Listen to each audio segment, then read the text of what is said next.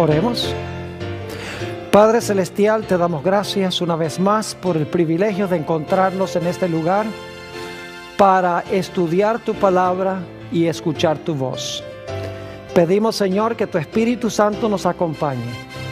Abre nuestras mentes y corazones para recibir la semilla de la verdad. Te lo pedimos en el precioso nombre de tu Hijo, Cristo Jesús. Amén. Un saludo muy cordial a todos los que nos acompañan hoy en esta reunión. También quiero extender un saludo muy cordial a todos los que están viendo este programa en diferentes sitios del mundo de habla hispana. Estamos contentos de que hayan escogido acompañarnos en nuestro estudio de hoy. El título del tema de hoy es Génesis y el milenio apocalíptico. Y queremos comenzar nuestro estudio en el libro de Génesis, el capítulo 1 y el versículo 2. Génesis 1 y el versículo 2. Aquí está hablando de la condición de la tierra antes de la creación.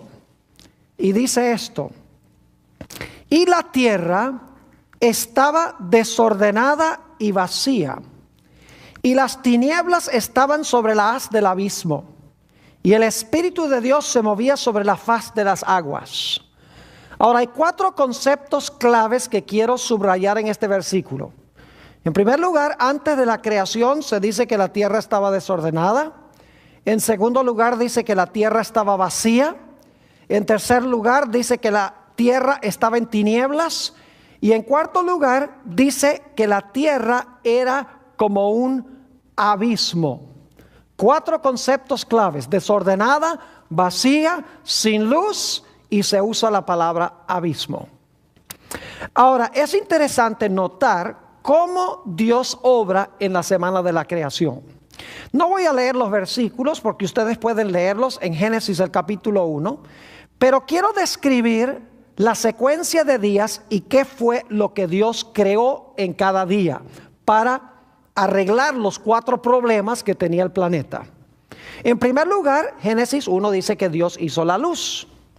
En segundo lugar, dice que hizo el firmamento, es decir, la atmósfera. Y la Biblia dice que en el segundo día Dios separó las aguas de las aguas. Es decir, Dios colocó agua encima del planeta, que se conoce como la atmósfera, y Dios colocó aguas frescas debajo de la tierra. El tercer día Dios hizo tierra fértil y colocó sobre la tierra plantas y árboles y flores. El cuarto día Dios sincronizó el sol, la luna y las estrellas. Es decir, ubicó el sol, la luna y las estrellas en sus lugares en el cielo para que pudieran ser funcionales y ayudar en el planeta. El quinto día Dios llenó los cielos de aves y llenó las aguas de peces. Y el sexto día, lógicamente, Dios llenó el planeta, o puso en el planeta, mejor dicho, a Adán y Eva, seres humanos. Así que Dios en la semana de la creación hizo luz, el firmamento, puso aguas frescas debajo de la tierra, colocó el sol, la luna y las estrellas en sus lugares, creó aves, creó peces, creó animales terrestres el sexto día y creó seres humanos. Y cuando Dios terminó su obra, la tierra estaba ordenada, estaba llena y tenía luz. Ya no se podía describir la tierra como un abismo, porque la tierra ahora tenía orden. La tierra estaba llena. La Biblia nos enseña, sin embargo, que va a venir un momento en la historia del mundo a donde Dios va a reversar la creación. Es decir, Dios va a deshacer lo que Él hizo en la semana de la creación. El libro de Apocalipsis, en el capítulo 16, y no lo vamos a leer tampoco porque son 21 versículos, pero en Apocalipsis 16, el versículo 1 al 21, encontramos la descripción de 7 plagas devastadoras que van a reducir el planeta a la condición en la cual se encontraba antes de la creación.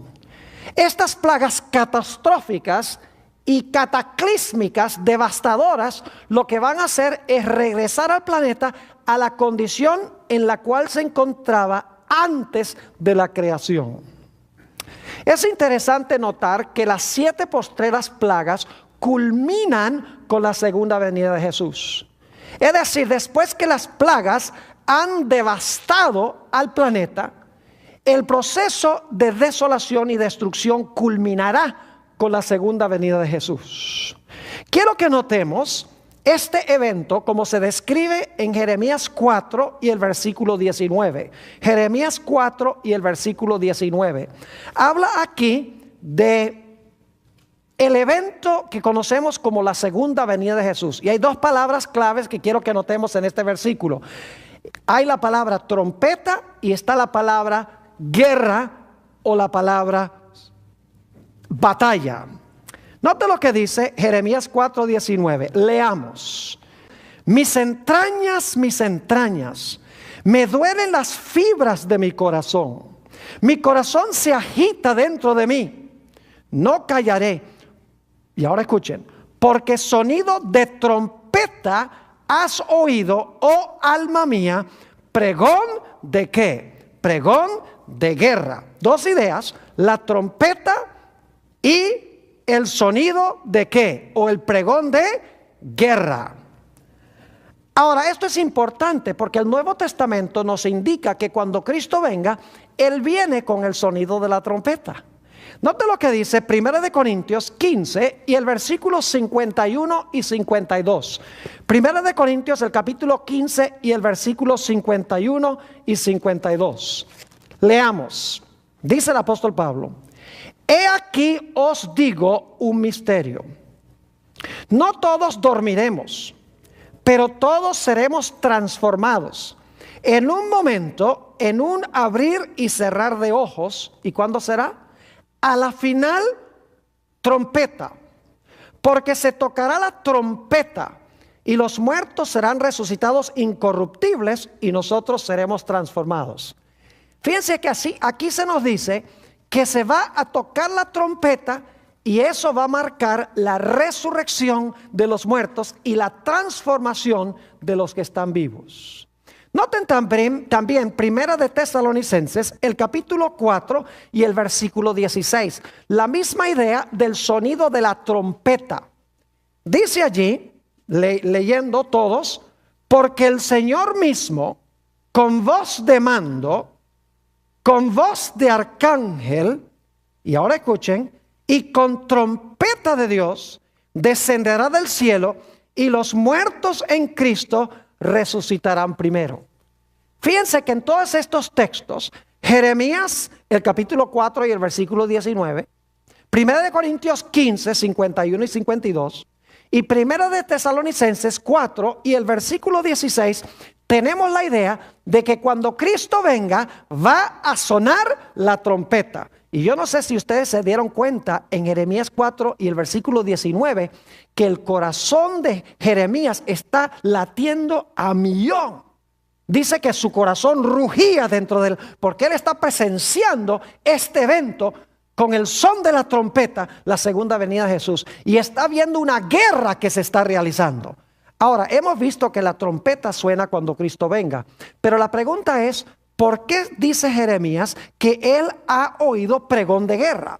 Vayan conmigo a Apocalipsis 19 y vamos a leer el versículo 11 y entonces vamos a saltar al versículo 14. Apocalipsis 19 y el versículo 11 está describiendo la segunda venida de Jesús. Y dice aquí, entonces vi el cielo abierto. Y he aquí un caballo blanco, y el que estaba sentado se llamaba Fiel y Verdadero, y con justicia juzga y ¿qué? Y pelea. Es decir, que el jinete del caballo blanco viene ¿a qué? A batallar o a pelear. Versículo 14, fíjese que no viene solo. Y los ejércitos celestiales, vestidos de lino finísimo, blanco y limpio, le seguían en caballos blancos. Y luego dice más adelante en el capítulo que la bestia y el falso profeta y los reyes de la tierra están parados para batallar contra el que se encuentra sentado en el caballo blanco y contra sus ejércitos. Es decir, que cuando Cristo venga, viene con el sonido de la trompeta para despertar a sus hijos que están durmiendo. Y el son de la trompeta también es el llamado a la batalla contra el dragón, la bestia y el falso profeta. Ahora queremos notar algunos otros datos interesantes en cuanto a lo que sucede cuando el Señor Jesucristo venga. Note lo que dice Jeremías el capítulo 4 y el versículo 23 sobre lo que va a pasar con este planeta. Yo les mencioné que el planeta va a regresar a la condición en la cual se encontraba antes de la creación. Es decir, Dios va a reversar la creación. Fíjense lo que dice Jeremías el capítulo 4 y el versículo 23. Miré a la tierra y he aquí que estaba asolada y vacía, y a los cielos y no había en ellos ¿qué? Luz. Yo pregunto, ¿hemos leído algún otro versículo que tiene lo mismo? Claro que sí. La terminología es idéntica a la que encontramos en Génesis 1:2. Dice que la tierra estaba desordenada, aunque dice asolada, es la misma palabra hebrea, desordenada y vacía, y en los cielos no había ¿qué? Luz. Ahora fíjense que este es Jeremías 4:23. Acabamos de leer en el versículo 19 que lo que va a causar que la tierra quede asolada y vacía y sin luz es que Jeremías ha presenciado el son de trompeta y el llamado a la batalla. Es decir, es la segunda venida de Jesús, culminando las 7 postreras plagas que van a reducir a la tierra a la condición en la cual se encontraba antes de la creación. Ahora, no voy a leer todos los textos, se los voy a mencionar para que ustedes vean cómo las plagas de Apocalipsis devuelven al planeta a la condición en la cual se encontraba antes de la creación. Apocalipsis 16, 4 y 5. Nos dice que las fuentes de las aguas, fíjense que Dios colocó debajo del planeta el segundo día, las fuentes de agua dulce, dice que se van a tornar todas en sangre, dice en la segunda plaga, y en la primera el mar se convierte en sangre. Es decir, que se va a reversar ese aspecto de la creación. Ya las aguas no van a ser aguas frescas que se puedan beber. En Apocalipsis 16, 20 dice que las islas y las montañas van a ser removidas de sus lugares. Es decir, la superficie de la tierra que Dios hizo hermosa el tercer día de la creación, ahora se va a resquebrajar y se va a desordenar, porque islas van a desaparecer, montañas van a ser tragadas por el mar. Además de eso, en Jeremías 4:26, que es en el mismo capítulo donde leímos en cuanto a la tierra asolada, vacía y sin luz, se nos dice que Jeremías vio la tierra y la tierra era un desierto. Es decir, la tierra fructífera se volvió un desierto, lo cual significa que toda la vegetación que producía fruto va a ser destruida, especialmente por el sol de la cuarta plaga, que va a quemar todo con un intenso calor. Es decir, la tierra resquebrajada, las fuentes de las aguas llenas de sangre, y además de eso, la superficie de la tierra trastornada, la tierra fructífera sin plantas, sin árboles, sin flores, todo destruido. Además de eso, nos dice en Apocalipsis el capítulo 16 que la tierra, después que el sol queme la vegetación, el planeta va a quedar en tinieblas. La quinta plaga es una plaga de tinieblas. Y lo que va a pasar, según San Mateo 24, 29 y 30, es que el sol y la luna y las estrellas, cuando Dios deje oír su voz, van a ser removidas de sus lugares. Dice, las potestades de los cielos serán conmovidas. Y por eso el planeta va a quedar como al principio en oscuridad, después que el sol quema toda la vegetación. Jeremías 4:25 dice que Jeremías miró la tierra y no había aves en ninguna parte. Todas las aves se habían ido, es decir, todas las aves habían muerto. Además de eso, Apocalipsis 16:3 dice que todos los peces que estaban en el mar murieron. En Jeremías 4:25, Jeremías dice, miré la tierra y no tenía habitante alguno. Es decir, todos los seres humanos habían perecido. Es más, en Jeremías 25:33, si quieren ir conmigo un momento allí, Jeremías el capítulo 25 y el versículo 33, se nos dice qué va a pasar con los seres humanos cuando el Señor Jesucristo venga. Dice allí, y yacerán los muertos de Jehová en aquel día, desde un extremo de la tierra hasta el otro. No se endecharán, ni se recogerán, ni serán enterrados. Como estiércol quedarán sobre la faz de la tierra.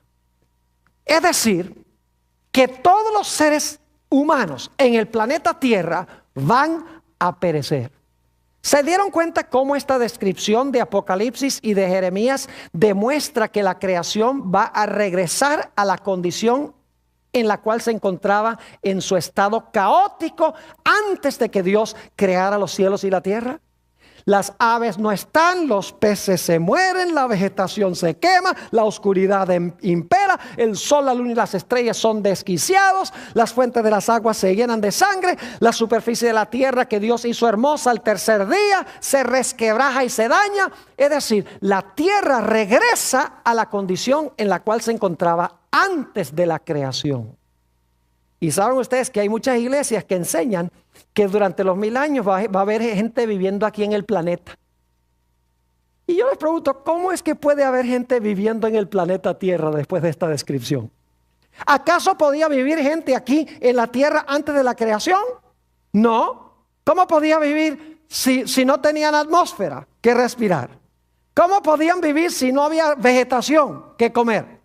¿Cómo podían vivir si el sol y la luna no marcaban las estaciones y el tiempo? ¿Cómo podían vivir los animales sin vegetación? Es decir, que con el planeta en esta situación es imposible que en este mundo viva algún ser humano durante el milenio acá. Es una imposibilidad. Sin embargo, muchas iglesias enseñan que esta tierra va a ser un hermoso paraíso como el huerto del Edén, y el Señor Jesucristo se va a sentar en el trono de David y aquí la gente va a vivir feliz durante un periodo de 1000 años. Es imposible porque las plagas y la segunda venida habrán devastado completamente al planeta Tierra. Ahora yo pregunto, ¿qué pasará con los impíos y con los justos cuando vengan las plagas y cuando se realice la segunda venida? ¿Qué va a pasar con los impíos y con los justos? Noten Isaías, el capítulo 24 y el versículo 1 al 4, con lo que va a pasar aquí en la tierra. Isaías 24 y el versículo 1 al 4. He aquí que Jehová vacía la tierra y la desnuda. Fíjense las expresiones. Dice, vacía la tierra y la desnuda. Y trastorna su faz, es decir, su superficie, y hace esparcir a sus moradores. Y sucederá así como al pueblo, también al sacerdote, como el siervo así a su amo, como a la criada su ama, como al que compra al que vende, como al que presta al que toma prestado, como al que da al ogro, así como al que lo recibe. Es decir, a todo el mundo le va a pasar por igual. Versículo 3.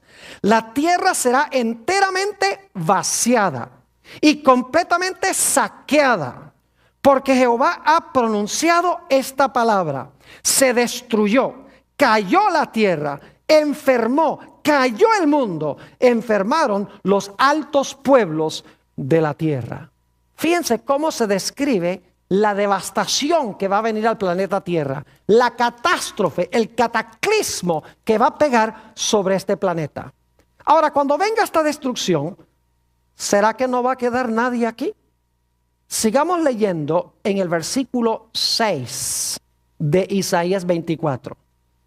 Dice, por esta causa la maldición consumió la tierra y sus moradores fueron asolados. Fíjense que los moradores de la tierra son asolados. Y ahora escuchen esto. Por esta causa fueron consumidos los habitantes de la tierra. Y dice en la versión del 60 de donde estoy leyendo, y disminuyeron los hombres. Ahora necesito explicarles algo sobre esa palabra disminuyeron. Una mejor traducción sería quedaron pocos hombres. Es decir, cuando la tierra sea devastada, dice, quedaron pocos hombres. Y entonces alguno dirá, pero pastor Bor, usted acaba de decir que cuando se realice esto, no va a quedar nadie. Todos van a perecer. Entonces, ¿quiénes son los que quedan aquí? ¿Quiénes son los pocos que quedan? ¿Quiénes son los que permanecen después que el número de hombres disminuyen? Necesitamos regresar a Génesis, el capítulo 7 y el versículo 23 y 24. Génesis 7 y el versículo 23 y 24. Fíjense qué interesante esto. Vamos a leer este pasaje que tiene la mismita palabra hebrea. Dice allí en Génesis 7:22, hablando del diluvio, leamos, todo el que tenía aliento de espíritu de vida en sus narices, todo lo que había en la tierra, ¿qué? Murió. Así fue destruido todo ser que vivía sobre la faz de la tierra. Desde el hombre hasta la bestia, los reptiles y las aves del cielo, y fueron raídos de la tierra. ¿Cuántos de los que estaban en la tierra murieron? Todos. Pero permanecieron unos poquitos después que se disminuyeron todos. ¿Quedaron algunos? ¿Sí o no? Sí. ¿Y quiénes fueron los que quedaron? ¿Los malos o los buenos? Oh, los que fueron dejados o los que quedaron fueron los buenos. Porque dice en la última parte del versículo, y quedó, esa es la mismita palabra, disminuyeron de Isaías 24, quedó solamente Noé y los que con él estaban en el arca. Es decir, cuando se disminuyen los hombres que van a ser destruidos por esta catástrofe devastadora, ¿quiénes son los únicos que van a quedar? Los únicos que van a quedar vivos son ¿quiénes? Los justos, representados por Noé y su familia. Ahora, ¿por qué traigo a colación esto? Porque hay muchos que enseñan hoy en día que Jesús va a venir a este mundo en un rapto, 7 años antes de su venida gloriosa, y se va a llevar al cielo en el rapto a los fieles. Y cuando venga, van a morir muchos de los que están sobre la tierra, pero van a quedar algunos impíos vivos, porque Jesús 7 años más tarde va a regresar. No es posible esto, porque nos dice Jesús que como fue en los días de Noé, así será la venida del Hijo del Hombre. Es decir, como pasó allá, va a pasar en el futuro. Ahora yo pregunto, cuando Noé entró al arca, ¿había 2 grupos de impíos afuera? ¿Muchos que murieron y quedó otro grupo de impíos? No. ¿Murieron todos los impíos cuando Noé y su familia estaban en el arca? Sí. Ahora yo pregunto, cuando Cristo venga, ¿todos los impíos van a morir? Eso lo enseña la Escritura. Todos los impíos mueren. ¿Y quiénes son los únicos que quedan? Los únicos que quedan son los fieles, los que han recibido a Jesús. Mucha gente entiende mal, por ejemplo, Mateo 24 y el versículo 40 y 41. Vamos a leer esos versículos, Mateo 24, 40 y 41. Ahí habla de lo que va a pasar cuando el Señor Jesucristo venga. Dice allí, leamos, entonces estarán 2 en el campo. El uno será tomado y el otro será ¿qué? Dejado. Quiero preguntarles, ¿quién es el tomado y quién es el dejado? La mayoría de las iglesias dicen que el tomado es el que Cristo toma para el cielo y el dejado es el que se queda atrás. Pero en realidad la Biblia enseña que el que es tomado por destrucción. Y el que es dejado es el que queda, como Noé y su familia. Sigue diciendo, 2 mujeres estarán moliendo en un molino.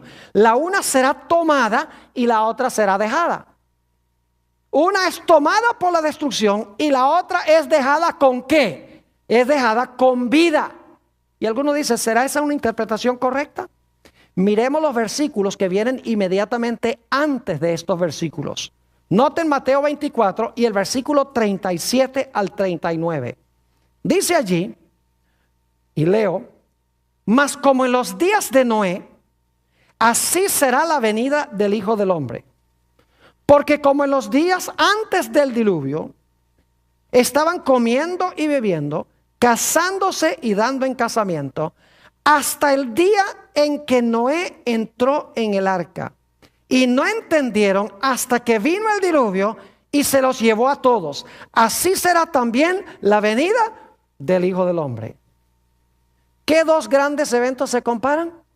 Los días de Noé y el día de ¿qué? De la venida de Jesús. Ahora yo pregunto, cuando la destrucción vino en los días de Noé, ¿quiénes fueron tomados por el diluvio? Los impíos. ¿Y quiénes fueron dejados con vida? Noé y su familia. Dice, ¿solo quedó o fue dejado quién? Noé con su familia. Cuando Cristo venga, ¿quiénes van a ser los que van a ser tomados por la destrucción? Los impíos. ¿Quiénes son los que van a ser dejados con vida? ¿Quiénes son los que van a quedar? Los justos, como Noé y su ¿qué? Y su familia. Es decir, que cuando las plagas caigan, cuando Cristo venga, va a haber solamente dos grupos. Los que van a ser destruidos, todos ellos, como todos los impíos, fueron destruidos por el diluvio. Y los que van a quedar con vida, que son ¿quiénes? Que son los justos. ¿Está claro este punto? Ahora, ¿qué va a suceder con los justos cuando el Señor Jesucristo venga? Bueno, sabemos que la tierra va a estar desordenada y vacía. Nadie va a poder habitar aquí, porque las plagas habrán devastado todo. Entonces surge la pregunta, ¿a dónde van a vivir los hijos de Dios durante los 1000 años? La respuesta bíblica es muy clara. Noten San Juan, el capítulo 14 y el versículo 1 al 3. San Juan 14 y el versículo 1 al 3. Es un texto que casi ni tenemos que buscarlo, porque lo podemos repetir de memoria, pero leámoslo. Dice Jesús, no se turbe vuestro corazón. ¿Creéis en Dios? Creed también en mí. En la casa de mi Padre, ¿dónde queda la casa del Padre? Padre nuestro que estás en los cielos. En la casa de mi Padre muchas ¿qué? Muchas moradas hay. De otra manera os lo hubiera dicho. Voy pues, ¿a dónde se iba a ir Jesús? Al cielo. Voy pues a preparar lugar para vosotros. Y si me fuere y os aparejare lugar, vendré otra vez y os tomaré a mí mismo, para que donde yo estoy vosotros también estéis. ¿Qué prometió Jesús? Que Él iba a venir a buscarnos para llevarnos ¿a dónde? A la casa de su Padre. Es decir, cuando Cristo venga, Él no va a poner su reino aquí para quedarse con su pueblo, porque la tierra va a estar desordenada y vacía y sin luz.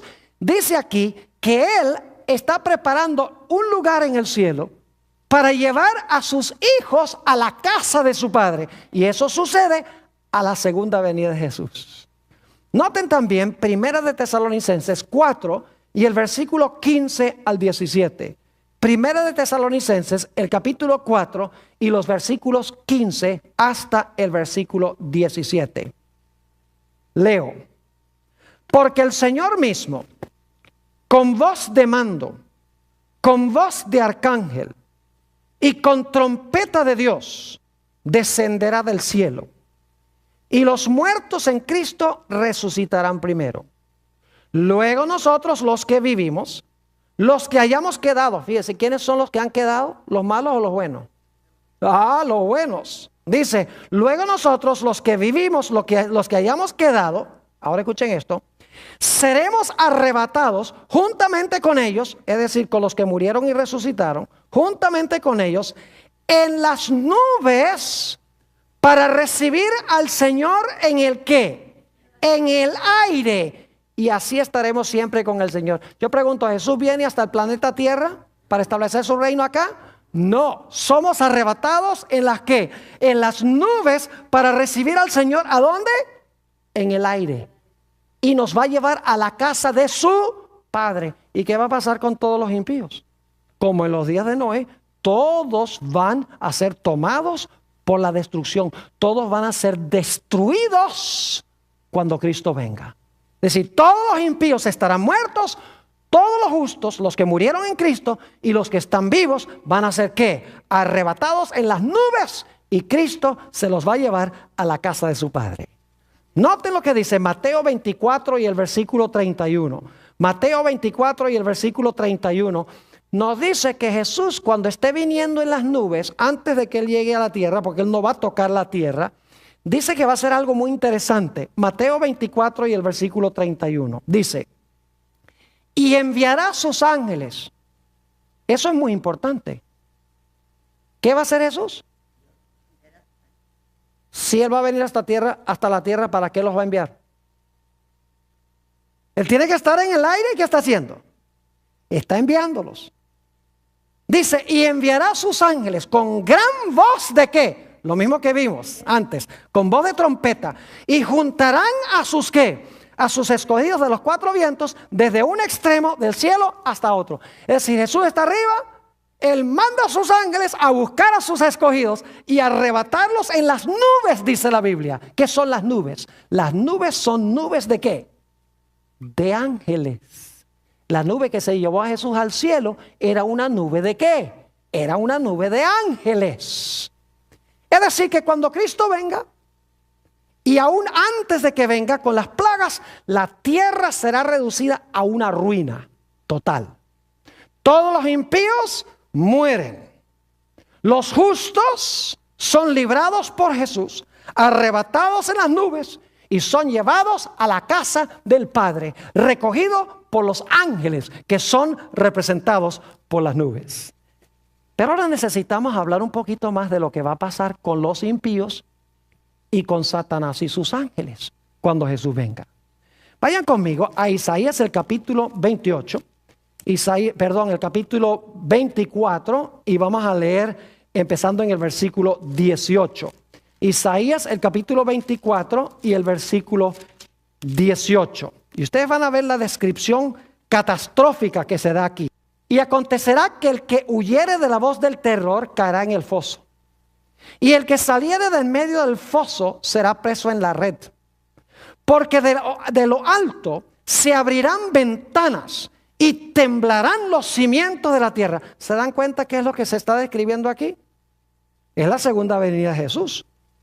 Sigue diciendo en el versículo 19: será quebrantada del todo la tierra, enteramente desmenuzada será la tierra, en gran manera será la tierra conmovida, temblará la tierra como un ebrio y será removida como una choza, y se agravará sobre ella su pecado y caerá, y nunca más se levantará el planeta como lo conocemos hoy, hasta que Dios haga un planeta nuevo. ¿Se dan cuenta qué es lo que está diciendo aquí? La tierra va a ser resquebrajada, la tierra va a ser vaciada. Dice aquí que la tierra va a temblar, va a haber un terremoto mundial. La séptima plaga habla de un terremoto en el libro de Apocalipsis. Y ahora quiero que noten lo que dice el versículo 21. Ya hablamos de lo que va a pasar con los justos. Ahora hablemos de lo que va a pasar con los impíos y Satanás y sus ángeles. Versículo 21. Acontecerá en aquel día. ¿Cuál día? ¿Qué día se acaba de describir? El día que Jesús venga, ¿verdad que sí? Y acontecerá en aquel día que Jehová castigará al ejército de los cielos en lo alto. ¿A quiénes va a castigar? Al ejército de los cielos o al ejército celestial. ¿Y a quiénes más va a castigar? Y a los reyes de la tierra, ¿qué? Y a los reyes de la tierra sobre la tierra. Dos grupos van a ser castigados cuando concluyen las plagas y Cristo venga. El ejército celestial. ¿Y quiénes? Y los reyes de la tierra. Ahora, en primer lugar, hablemos del ejército celestial que va a ser castigado cuando Jesús venga. ¿Quién es el ejército celestial? No cabe duda que el ejército celestial son los ángeles. Nota lo que dice el libro de Efesios, el capítulo 6 y el versículo 12. Efesios 6 y el versículo 12. Y podríamos leer muchos versículos más donde se habla de que Satanás es el príncipe del aire. Dice allí en Efesios 6, 12: porque no tenemos lucha contra sangre y carne, sino contra principados. Contra carne y sangre significa no estamos luchando contra seres humanos, sino contra principados, contra potestades, contra los gobernadores de las tinieblas de este siglo, contra huestes espirituales de maldad. ¿Dónde? En las regiones celestiales. No estamos luchando contra seres humanos, sino que estamos luchando contra poderes espirituales que se encuentran ¿dónde? En los lugares celestes. ¿Quiénes son esos contra quienes estamos luchando? Que no son seres humanos. Son Satanás y sus ángeles. Exactamente. Entonces, ¿quiénes van a ser castigados cuando Jesús venga? El ejército celestial. No puede ser los ángeles buenos que va a castigar, porque los ángeles buenos no hay que castigarlos. Es decir, va a castigar a Satanás y a sus ángeles. ¿Y a quiénes más va a castigar? Noten Apocalipsis el capítulo 19, Apocalipsis el capítulo 19 y el versículo 19. Ya culmina la batalla cuando Jesús viene sobre el caballo blanco, las huestes celestiales vienen con él. Dice en el versículo 19, y vi a la bestia y a los reyes de la tierra y a sus ejércitos. ¿Quiénes están reunidos contra Jesús? La bestia y ¿quiénes? Y los reyes de la tierra, reunidos para guerrear contra el que montaba el caballo y contra su ejército. Y fíjese lo que va a pasar con los que se levantan, con los reyes que se levantan contra Dios. Versículo 21. Y los demás fueron muertos con la espada que salía de la boca del que estaba sentado sobre el caballo, y todas las aves se saciaron de las carnes de ellos. ¿Va a castigar Jesús a los reyes de la tierra cuando Él regrese? ¿Cómo no? ¿Va a castigar a los ejércitos celestiales? Claro que sí. Va a castigar también a los ejércitos celestiales. Por eso Isaías, el capítulo 24 y el versículo 21 dice que en aquel día Jehová castigará al ejército celestial, que son Satanás y sus ángeles, y a los reyes de la tierra que se encuentran sobre la tierra. El libro de Apocalipsis deja en claro este punto. Ahora, la pregunta clave es, ¿cómo van a ser castigados? Dice que serán castigados. Los ejércitos celestiales y los reyes de la tierra, cuando Jesús venga, van a ser castigados. Los hijos de Dios no van a ser castigados. Esos van a ir al cielo, arrebatados en las nubes, para ir a la casa del Padre. Pero ¿cuál será su castigo? Yo quiero que ustedes noten que el castigo de Satanás y sus ángeles y el castigo de los reyes de la tierra tiene dos etapas. Vayan conmigo otra vez a Isaías, el capítulo 24, y vamos a leer el versículo 22. Isaías 24 y el versículo 22. Aquí habla del castigo. Dice, y serán amontonados, como se amontona a los encarcelados, ¿en qué? En mazmorra. Y en prisión quedarán, ¿qué? Encerrados. ¿Cuál va a ser el castigo de ellos? Van a ser echados a la mazmorra. ¿Y van a quedar encerrados en qué? Van a quedar encerrados en prisión.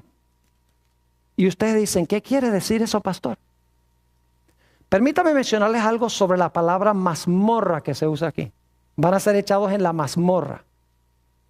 Esa palabra mazmorra se usa de dos formas en el Antiguo Testamento. Es una palabra versátil. Puede referirse a un lugar a donde se retiene gente viva hasta que se decida qué es lo que se va a hacer con ellos. Pero también es una palabra que se usa para hablar del sepulcro, a donde van los muertos.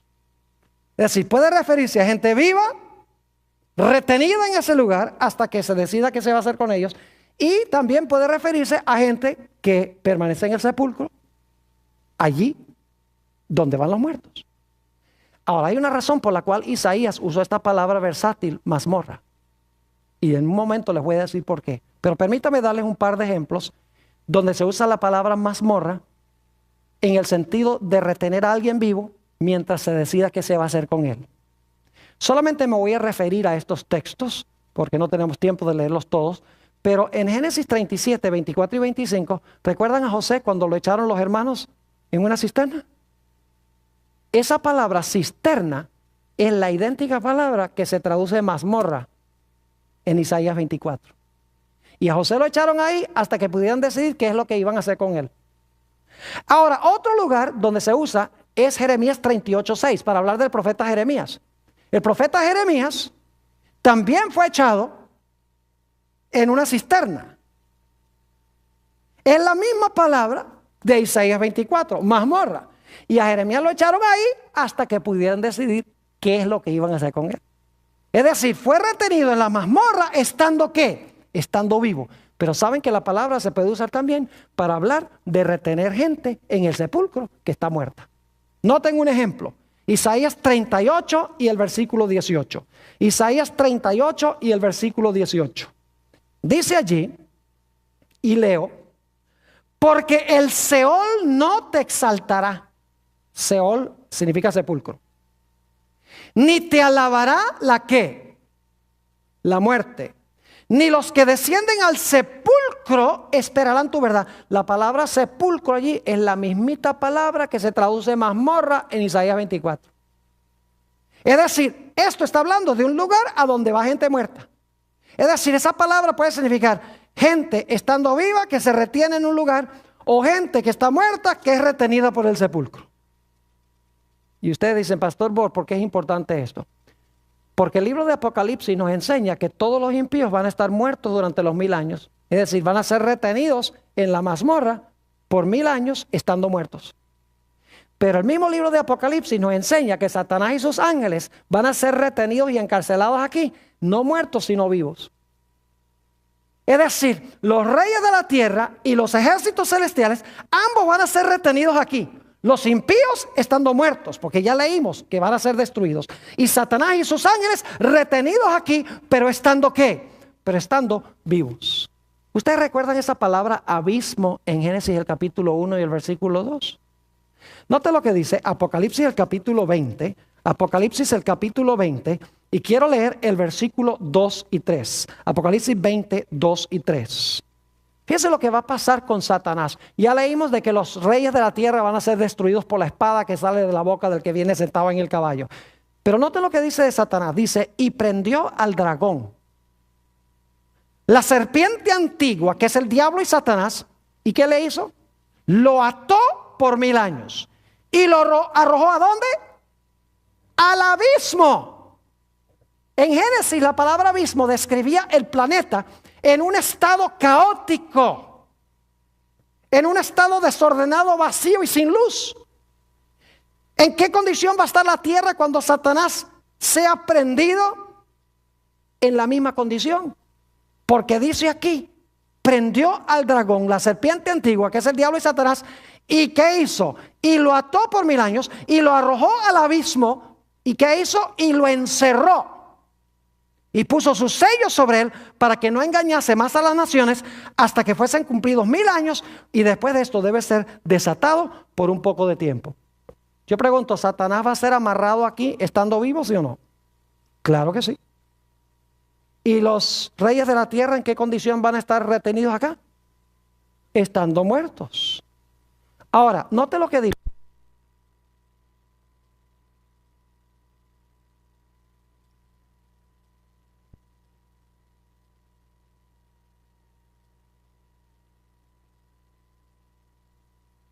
Dice que serán echados en la mazmorra y en prisión quedarán encerrados.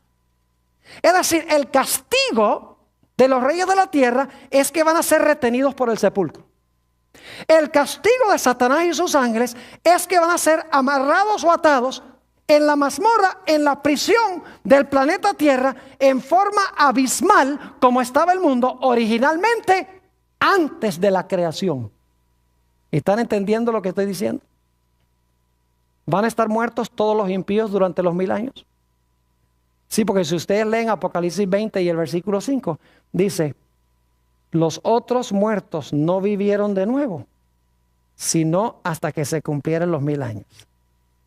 Y los otros muertos tienen que ser los muertos malos, porque los muertos en Cristo fueron resucitados cuando Cristo vino y se los llevó para el cielo. Así que los otros muertos tienen que ser los malos. Los unos muertos son los justos que resucitan cuando Cristo venga. Los otros muertos que no resucitan sino hasta el final de los 1000 años, tienen que ser ¿quiénes?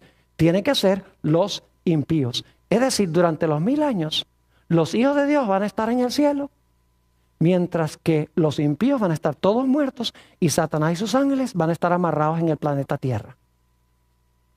Y créame que Dios no va a usar una cadena literal.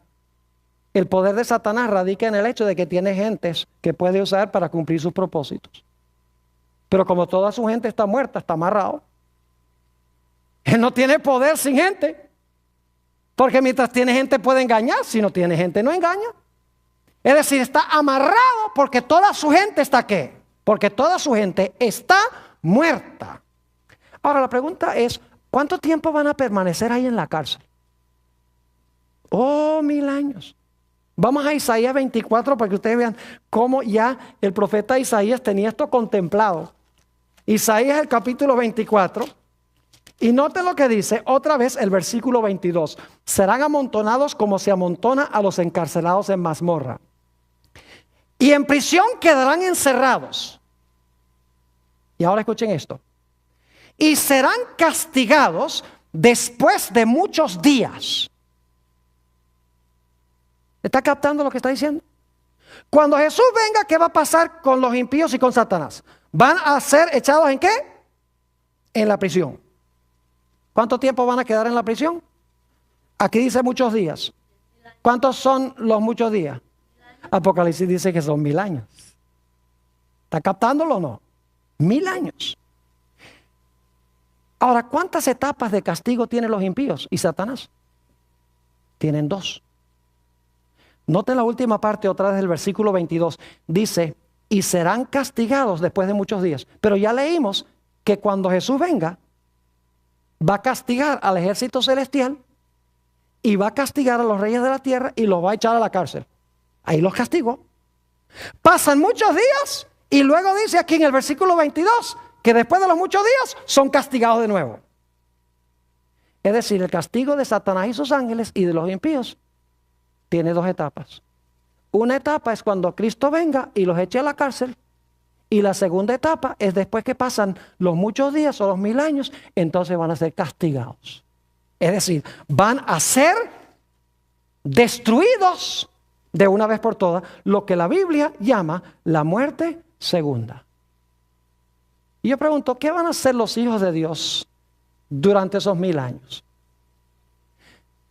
¿Se han preguntado ustedes alguna vez por qué razón cuando Cristo venga, su segunda venida no acaba con los malos y con Satanás y sus ángeles de una vez?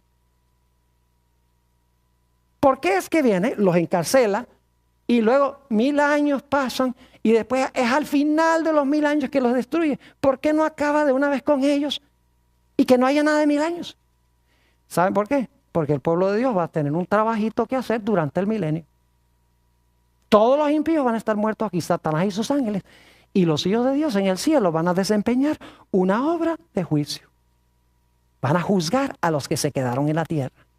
Para que todo el universo vea por qué se quedaron aquí. ¿Por qué no se los llevó Dios? Para que todos puedan ver la justicia de Dios. Eso lo dice Apocalipsis 24.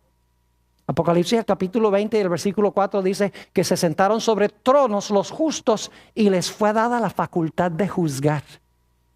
También se menciona en 1 Corintios 6, 1 al 3. Si quieren ir conmigo allí, vamos a leer 1 Corintios el capítulo 6 y el versículo 1 al 3. El apóstol Pablo está hablando aquí de los hermanos que llevan a juicio a otros hermanos. Dice esto, y leo: ¿osa alguno de vosotros, cuando tiene algo contra otro, ir a juicio delante de los injustos y no delante de los santos? ¿O no sabéis que los santos han de juzgar al mundo? ¿Quiénes van a juzgar al mundo? ¿Los quiénes? Los santos. Y la palabra mundo significa los que no están con Cristo, los mundanos, en otras palabras. Y luego dice, y si el mundo ha de ser juzgado por vosotros, ¿sois indignos de juzgar cosas muy pequeñas? ¿O no sabéis que hemos de juzgar a quiénes? ¿Hemos de juzgar a los ángeles? ¡Wow! Es decir, vamos a juzgar no solamente al mundo, los santos al mundo, los mundanos, los perdidos, sino que los santos van a juzgar a ¿quiénes? A los ángeles. No puede ser los ángeles buenos, porque los ángeles buenos no necesitan juicio. Tiene que ser los ángeles malos. Dios va a abrir los libros y nos va a dar la posibilidad de ver qué hicieron los ángeles y qué hicieron los impíos para perderse. Y después de los 1000 años, leamos en Apocalipsis 20, 7 al 9 lo que va a suceder. Apocalipsis 20 y el versículo 7 al 9, Dios ahora va a ejecutar la sentencia que su pueblo ha determinado durante los 1000 años. Dice en Apocalipsis 27, y leo: cuando los 1000 años se cumplan, Satanás será suelto de su prisión. ¿Qué significa eso, que Satanás va a ser suelto de su prisión? Tiene que ser que el resto de los muertos ahora resucitan y con su gente ya tiene poder otra vez. ¿Y qué hará? Y saldrá a engañar a las naciones que están en los 4 ángulos de la tierra, a Gog y a Magog, a fin de reunirlos para la batalla, el número de los cuales es como la arena del mar. Y subieron sobre la anchura de la tierra y rodearon el campamento de los santos y la ciudad amada. ¿Qué va a hacer Satanás con todos los impíos que ahora han resucitado? Van a rodear ¿qué? La santa ciudad, con el fin de destruir a la ciudad. Y yo pregunto, ¿a dónde están los santos?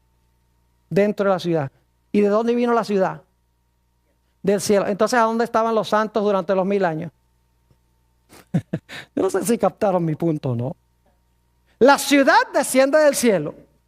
Los santos están en la ciudad, por lo tanto, los santos deben haber estado en la ciudad, en el cielo. Así de sencillo es.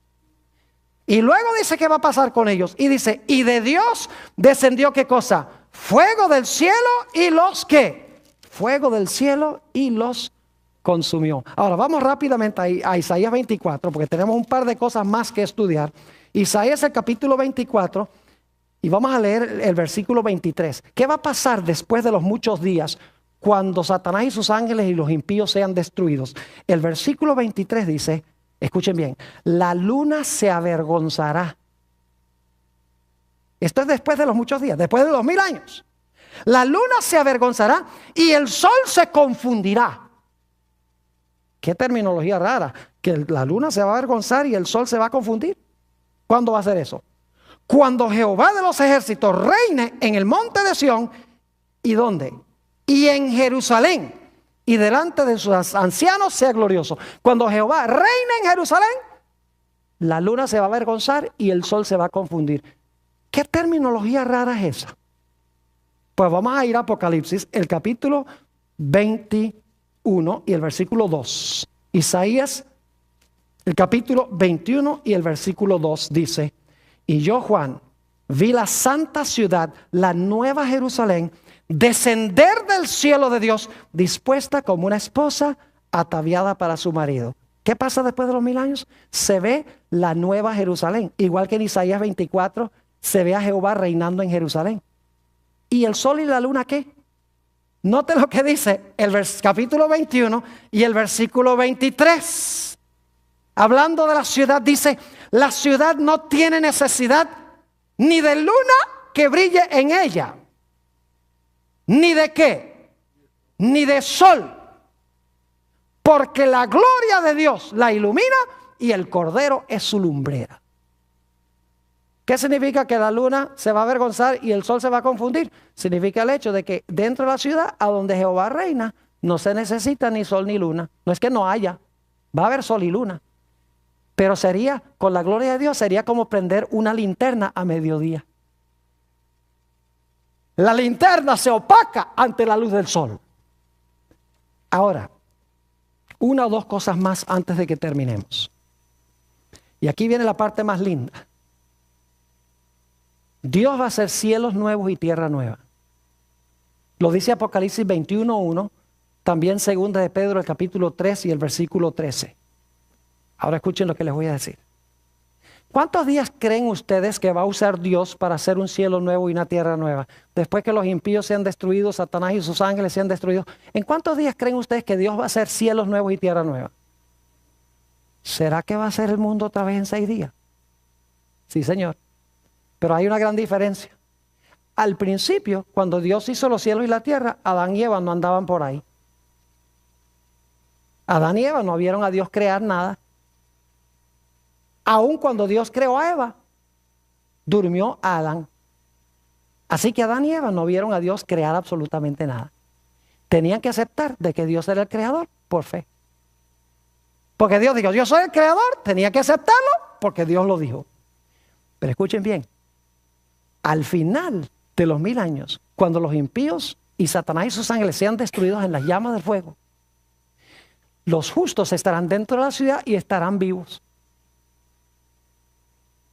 Y cuando Dios diga, sea la luz, sea el firmamento, Produzca la tierra árboles y plantas y flores. Ocupen el sol, la luna y las estrellas sus lugares. Llénense los cielos de aves y las aguas de peces. Produzca la tierra seres vivientes. Cuando Dios esté diciendo eso, los hijos de Dios van a estar probablemente sentados sobre los muros de la ciudad viendo a Dios hacerlo. Ya no va a ser por fe, sino que va a ser por vista. Y alguno dice, pastor, ¿no estará especulando? Nuestro último texto, Isaías 66 y el versículo 22 y 23. Isaías 66 y el versículo 22 y el versículo 23. Dice aquí: porque como los cielos nuevos y la nueva tierra que yo hago permanecerán delante de mí, dice Jehová, así permanecerá vuestra descendencia y vuestro nombre. Y ahora escuchen, y de mes en mes, y eso es para comer del árbol de la vida, porque Apocalipsis 22:2 dice que comeremos del árbol, que el árbol de la vida produce su fruto cada mes. Y de mes en mes, y de día de reposo en día de reposo, o de sábado en sábado, vendrán todos a adorar delante de mí, dijo Jehová. Dios va a hacer cielos nuevos y tierra nueva, y cada sábado vamos a venir ¿a qué? A adorarle.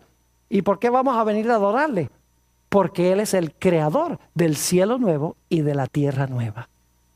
Es decir, conmemorará el sábado la nueva creación.